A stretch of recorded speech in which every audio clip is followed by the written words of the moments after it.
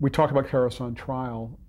Your partner, Richard Levinson, died in 1987. Correct. How long was it after his death that you started working again? Immediately. Because I knew. I was fearful. I mean, I had worked 42 years with Dick on every project in the same room. We did everything together. So I think any normal person would have a fear that I couldn't perform the magic trick now, that I was bereft of my best friend. I must say it was easy. I don't know, all this stuff sort of damned within inside me. I mean, you know, just waiting to come out. I wrote I don't remember the order, but I wrote The Boys. I think that was the first picture I did with that Dick. I wrote it very, very quickly. That was about two writers, childhood friends, very successful in Hollywood. One is a health nut, one is a chain smoker. The switch was the health nut contracts terminal lung cancer. Why? Because he's been in this room for several decades with the smoker, his best friend. And I got a wonderful cast, John Lithgow and Jimmy Woods. And you know, the heart of this drama was the smoker realizes he's killed his best friend. And it's how they come to grips with that. Again, a social issue. I had that concept before Dick died. He never wanted to write it, and I know why. Because Dick was a 3-pack a day smoker, a hard writing day, 4-packs. Tried to get him on cigars. Well, he'd take a few puffs of a cigar, light a cigarette, smoke that down, pick up the cigar again. I said, Dick, it doesn't work that way. You don't smoke the cigarette, you smoke the cigar, and you don't inhale it to the end. Didn't work. I said I would be at your daughter's graduation. You won't. I was at his daughter's graduation. Dick was not. But he was on tracks. I mean, I remember I was there in junior high school the day that a mutual friend of ours gave Dick his first cigarette, a Lucky Strike. He was hooked. And you have these companies out there killing people and getting away with it. You can't ban cigarettes, but you've got to do everything possible. You've got to stop the advertising to young kids. But that was my, again, in the social area. I mean, that picture was about the friendship of two friends, but it was also about secondhand smoke. It's rarely on, rarely on. Did you, before Dick died, did you have a conversation or any conversations with him about A, your continued writing, or B, anything else that? No, he didn't know he was going to die. Dick had no idea. It wasn't lung cancer. That was the movie. Dick died of a heart attack which killed him within 7 or 8 seconds coming out of the shower. He had no idea what was going to happen to him, what his fate was. I was desperately trying to get him to a doctor. He had pains in his left arm. He had chest congestion. I said, these are the impending symptoms of a heart attack, Dick. I made him, I thought, get an appointment with David Levinson. That was his doctor in Beverly Hills. I knew David. I call him up. We didn't see each other that day, and we spoke like 5 o'clock in the afternoon, which usually was our ritual. And he said, very sheepish, oh, I had to cancel the appointment. I said, God damn it, Dick. Then you're going to remake that appointment. How dare you? You've got to see that doctor. He was afraid he's going to have a multiple bypass. So what? I said, Dick, it's like an appendectomy now. It's one of the safest operations. They've really got it down. No, I want to go back east and lecture at the Annenberg School. I said, Dick, you can do that. Put it on hold. You got to make that appointment. Didn't. Next morning, comes out of the shower. That was it. The end, as they say at the end of our screenplays. Crazy, but look, it was a great run. How did you find out? his daughter called me. What was it, Marjorie? Like 7 o'clock in the morning, and said, "I have bad news for you, Bill. My father just passed away."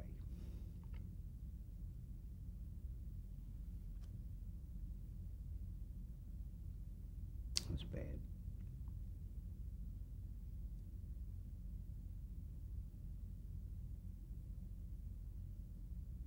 15 years.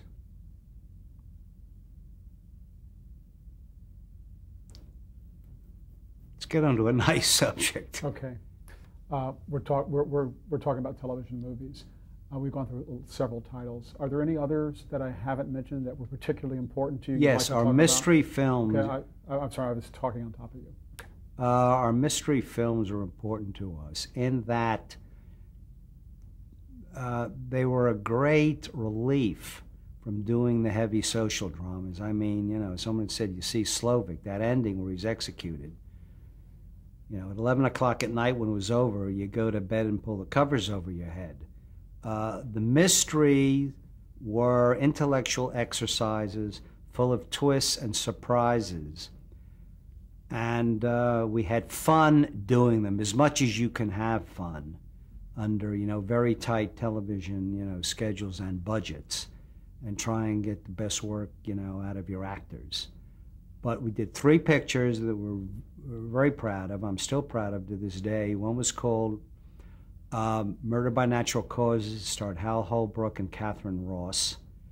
We were going to do it for the stage, but IR11 beat us because he did Death Trap, which had a scene scaring somebody to death, which you really can't do if you talk to doctors.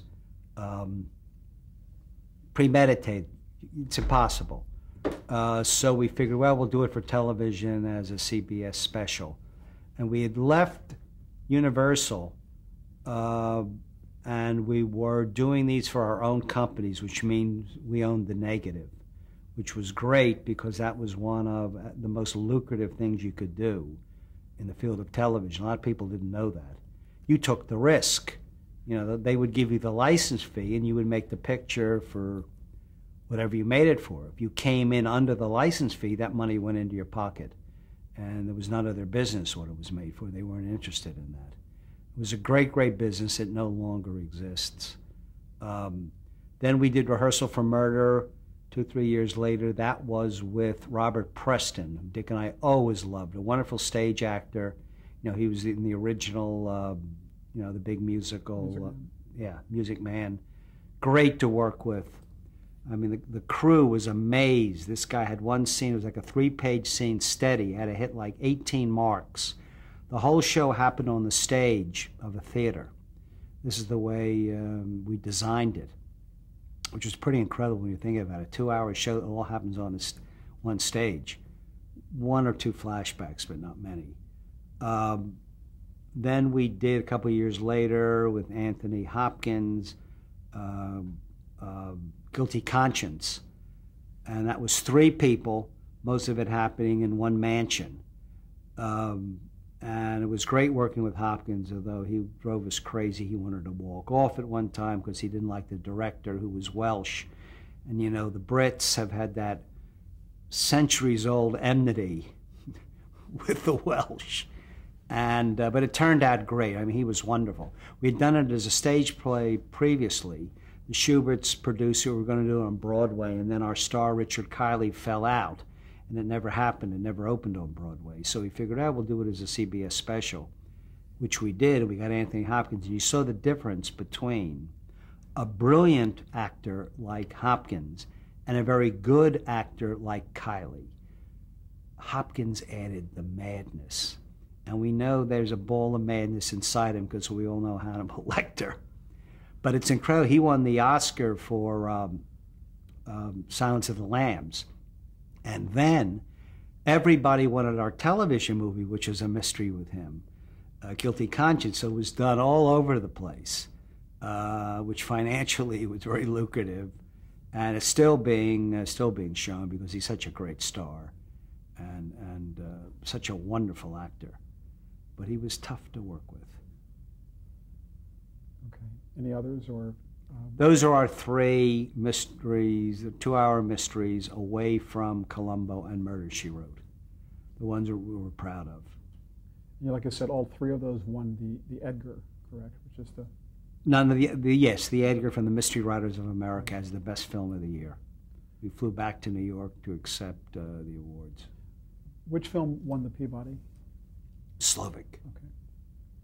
Okay. Let's talk just a little bit about Murder, She Wrote. I'd like if you could just talk about the creation of it. What was the seed idea for you, and how did you get it on the air? Harvey Shepard, who ran CBS, said, I want to do a mystery, and you guys are the mystery guys. And our friend Peter Fisher, who we'd worked on Ellery Queen with Peter, how about a woman? Fine, because there are very few women detectives. How about a woman detective that isn't bailed out by the men? In other words, the little lady isn't up to it, and the men have to bail her out in the last reel. Fine, fine. And he said, how would you like to do it with All in the Family, you know? Gene Stapleton. Gene Stapleton. Gene Stapleton. So we met with Jane. We had lunch with her at the Bel Air Hotel dining room. And she was interested. And Dick and I wrote the story for the pilot called The Murder of Sherlock Holmes with Peter. And Peter did the teleplay. And we sent it to her, and she said, I don't understand the script. Well, look, the script was not quantum physics. I mean, it was a good script, but she couldn't understand it. In all fairness to Miss Stapleton, she had just lost her husband, and I think she was very rocky.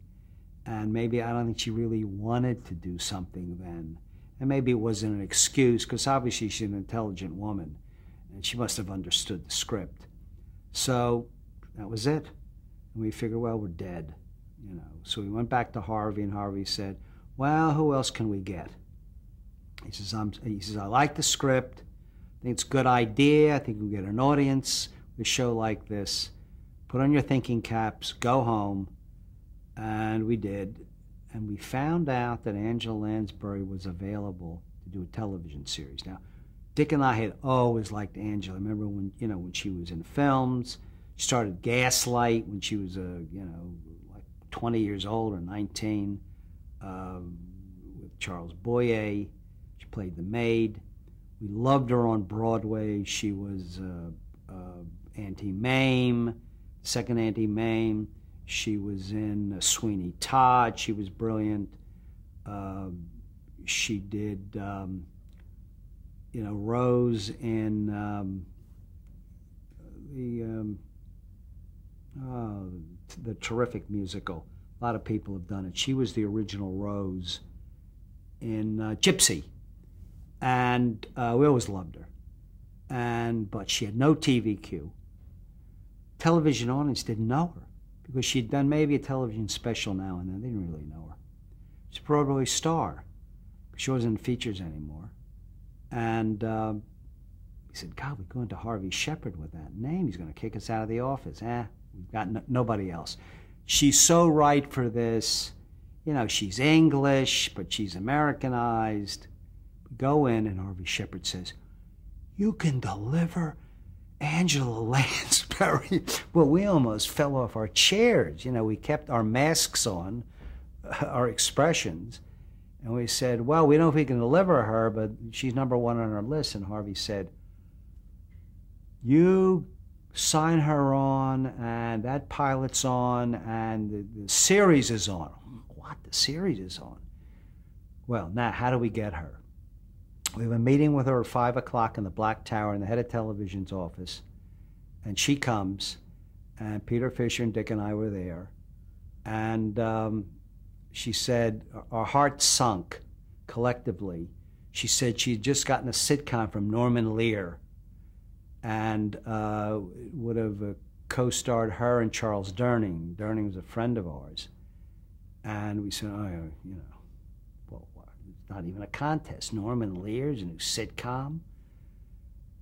So she said, look, tell me about it. And we told her about the teleplay, the story, her character, and she liked everything. She solves stuff on her own. She's intelligent. She's clever.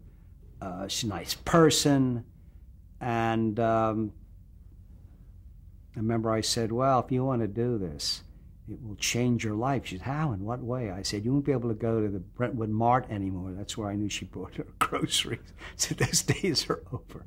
I said, if this show's a hit, it's going to be such a sea change in your life that you will, you know, it'll be an emotional earthquake. Because I'd seen that happen to other stars. And she said, look, I'm going to read both scripts this weekend. And I will definitely call you Monday. She said, and I will call you Monday. I'm a person of my word. And we believed her. Monday she called and said, I'm yours. You know, this was, you know, the Irish sweepstakes. But you still don't know whether it's going to be a hit. Well, it was a hit almost off the bat, you know, right off the bat. 12 years of it. Could have gone 3, 4 more. She was willing to do it. Demographics were wrong. It attracted an older audience. They didn't want it. Les Moonves didn't want it. You know, CBS did not call her. She had to learn from an exec at Universal, and she broke down in tears. Now she's doing specials. I hear she's got a new one, a 2-hour. I thought it was a good show, not particularly well produced. But the scripts were mostly okay. They worked. It wasn't my favorite series. But, you know, what do you say, you know, looking at success? And she was wonderful and great to work with. And everybody loved her on the set, the crew, the cast, you know, people who came in and out. She was so kind. I mean, a real person. And it's always great to work with somebody like that. And more power to her. I have a new play for Broadway. Looks like it's going to be done, you know, after the first of the year. We're looking for a director now. It's a mystery. It's a ghost story. And boy, she would be great as the older medium. Now I don't know, you know, what her plans are or whatever, but you know, she's certainly on my list. Like she was right before Murder, She Wrote. Great, that's great. It's a great story too. The Cosby Mysteries, again about the creation of that, how you partnered with, or how you were involved with Bill Cosby, and that came to be. He wanted to do a mystery, not at NBC, which was a mistake, because that was his home network. No, not at CBS, which was a career mistake, I think, looking back. He did it at NBC, and he wanted some of the best people.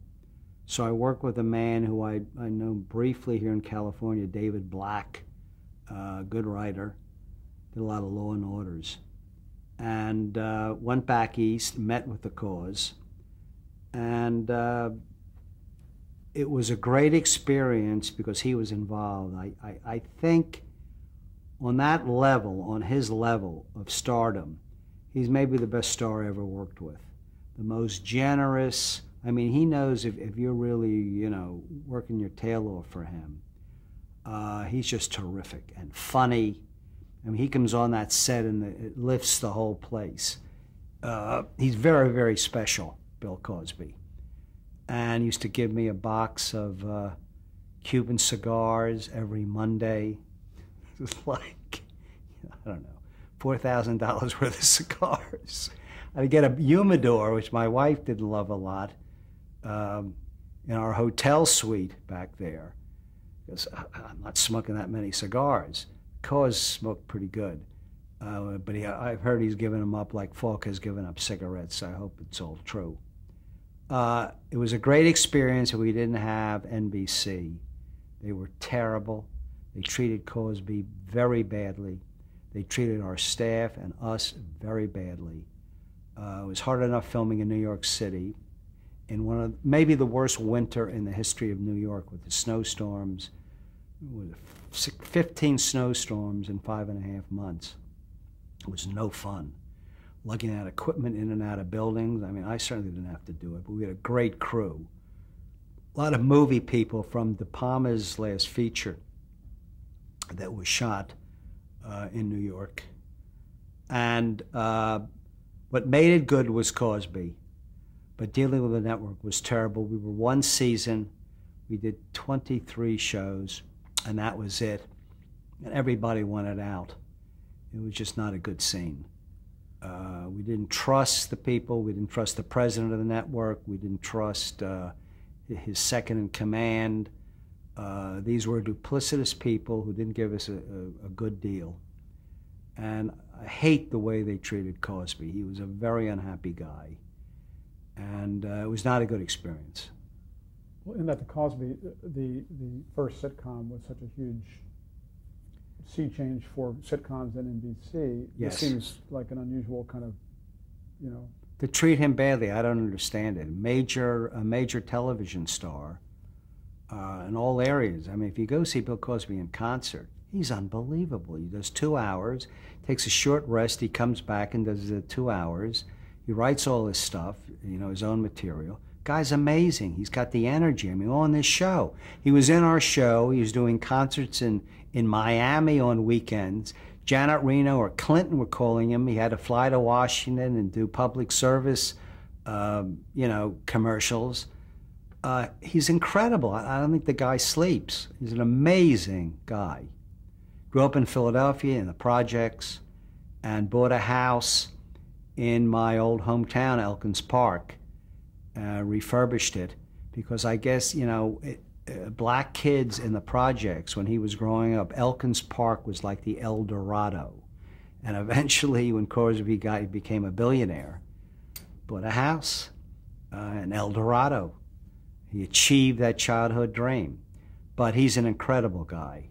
What he and his wife do for, you know, their philanthropy is just terrific. And most of it is not publicized.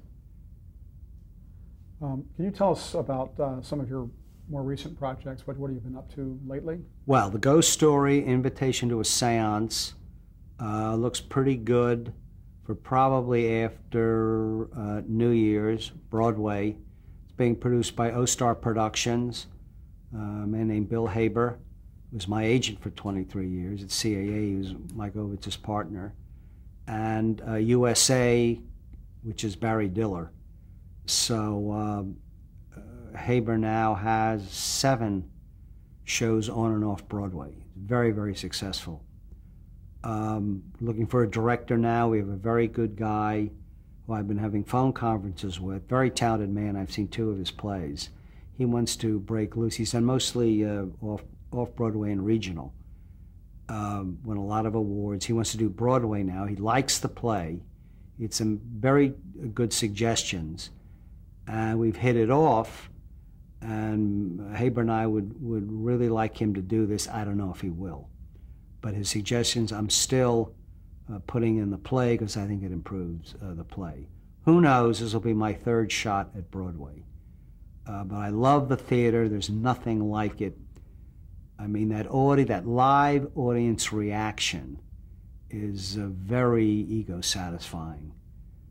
You have great power. You know when they're going to laugh. You know when they're going to be frightened.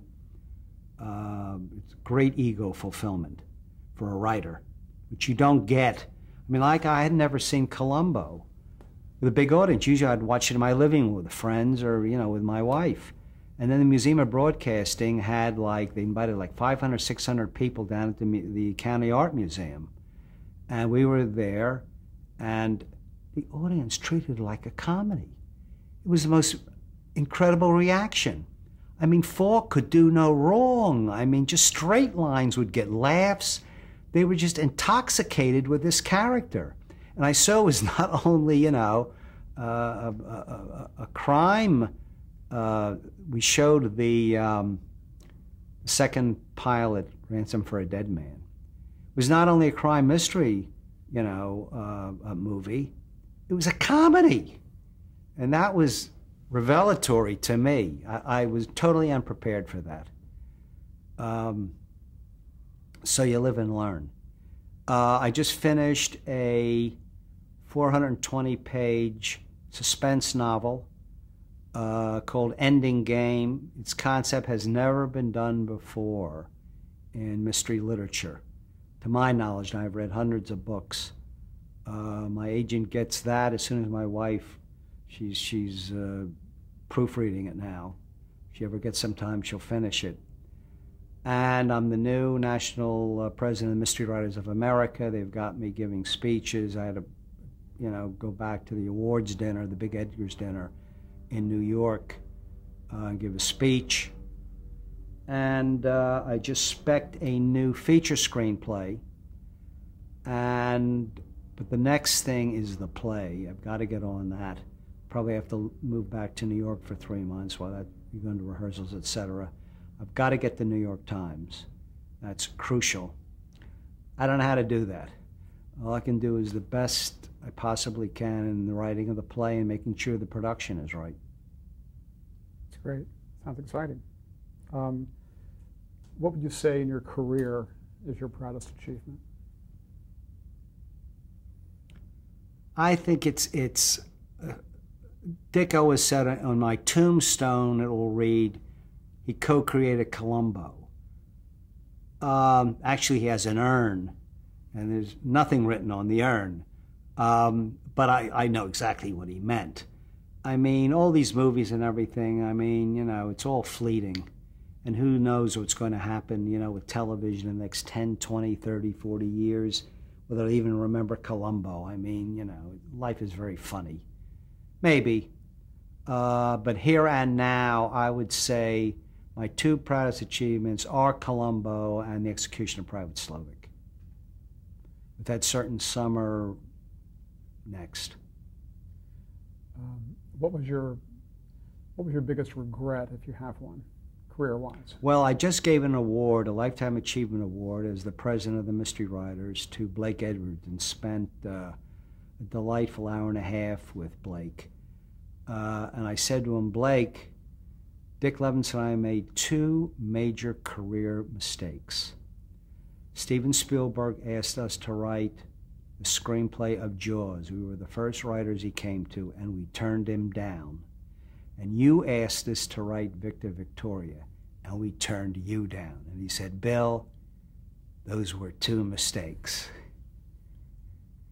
That I regret. Probably I regret we didn't do more features, but Dick and I stayed away from features because you had no power. In television, we had incredible power. Tell Harvey Shepard, 5 lines. He said, great, go write it. We would write the teleplay. Give him the teleplay. We'd get no notes from the network. We'd go cast it, our companies. It's all, it's our money. We make the picture. We show it to the CBS. No changes. They love the movie. They put it on. I mean, when you get very used to, that kind of power in that kind of situation. And we knew in features, it's a director, star business. And, you're Kleenex. So we stayed in television, and I'm glad we did.